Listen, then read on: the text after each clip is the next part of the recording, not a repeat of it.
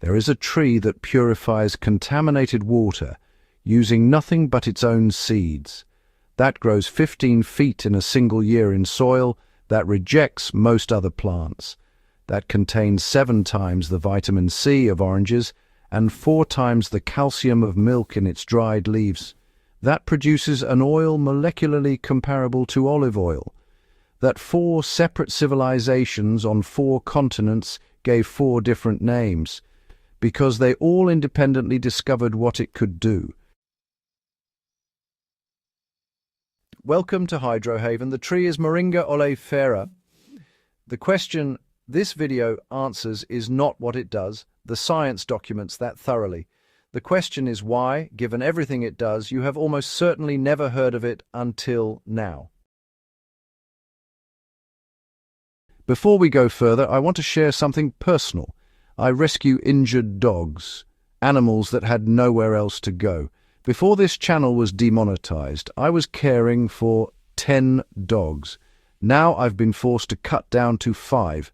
Some had to leave before they were fully rehabilitated, relying on kind people to take them in because I simply couldn't keep up anymore. Right now, things are difficult. This channel used to support their care, and without it, I'm doing what I can to get by. There are days they eat leftover food from restaurants, not because it's what they should have, but because it's what I can find. They still need proper food, care, and a real chance to recover. If this channel has helped you in any way and you're in a position to support, the PayPal email is in the description. Even a small amount goes directly to them. Let's get back to our topic. The science does not require belief. It requires a seed and a bucket of water. Moringa seeds contain a protein that acts as a natural coagulant.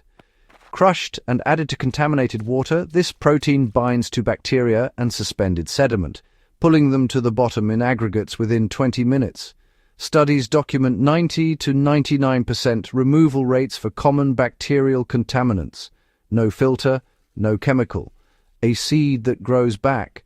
The World Health Organization formally recognized this water purification capacity in 2007. 3 billion people on this planet lack consistent access to clean water. This tree addresses that from its seeds, at zero cost, in the communities where it grows. The leaf nutrition is documented by the USDA. Dried moringa leaf powder, the qualification matters, dried and concentrated rather than fresh, contains 7 times the vitamin C of an equivalent weight of orange, 4 times the calcium of milk, and levels of iron, potassium, and amino acids that make it one of the most nutritionally complete plant foods measured. The fresh leaf is nutritious, but the comparison numbers that circulate on the internet are based on the dried, concentrated form. The honest distinction is the one the wellness industry consistently skips.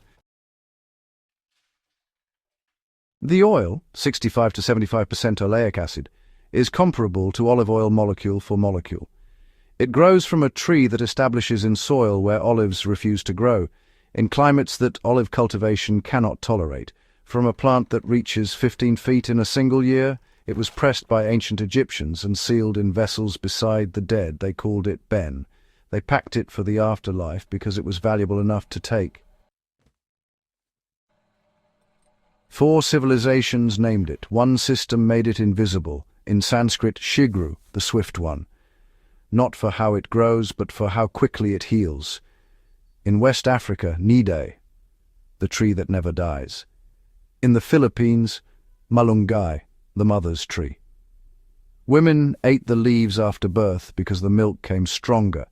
The Philippine government promoted it as a national food crop. The suppression of moringa from Western agricultural and pharmaceutical development is not a secret document. It is a budget line. Research funding flows toward patentable compounds. Moringa's bioactive molecules exist in a plant that anyone can grow. You cannot patent a tree. You cannot build a supply chain dependency around something that grows 15 feet in its first year in poor tropical soil. The green revolution that transformed global agricultural output in the second half of the 20th century was oriented around yield per acre of a single grain crop. A multi-purpose tree with water purification capacity, complete nutrition, and oil production had no place in that spreadsheet.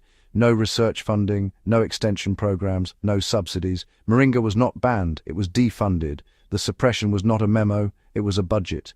Then came the second suppression. Moringa powder at a health food store for $22 per pound. The same leaf, dried by a cooperative in West Africa, costs under $1. The tree didn't change. The business model did. Your climate determines your path, and the Honest Growing Guide does not pretend the tree is appropriate for every zone. Zones 9 through 11. Moringa is a perennial. Plant outdoors.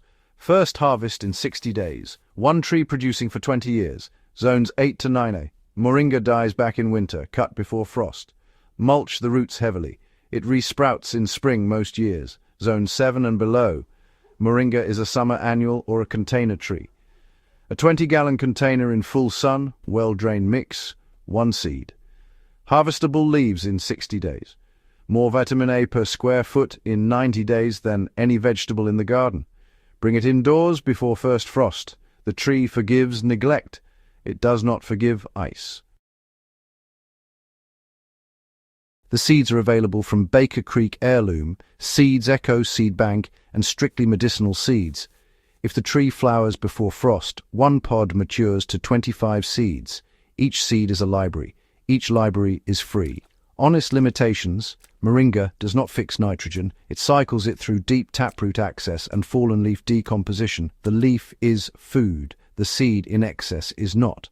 The bark contains compounds that can cause contractions.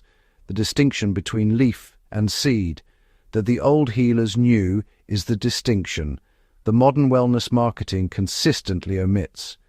A tree that creates no commercial dependency has no natural place in a system built on dependency. That is not a conspiracy. That is accounting. 4 civilizations kept planting it anyway. Grandmothers who never read a label kept adding the leaves to every pot of soup. The tree survived because people who found it useful kept it alive. Now you know what it does. What you do with that is the part that determines whether it stays known. Subscribe to Hydrohaven. See you in the next one.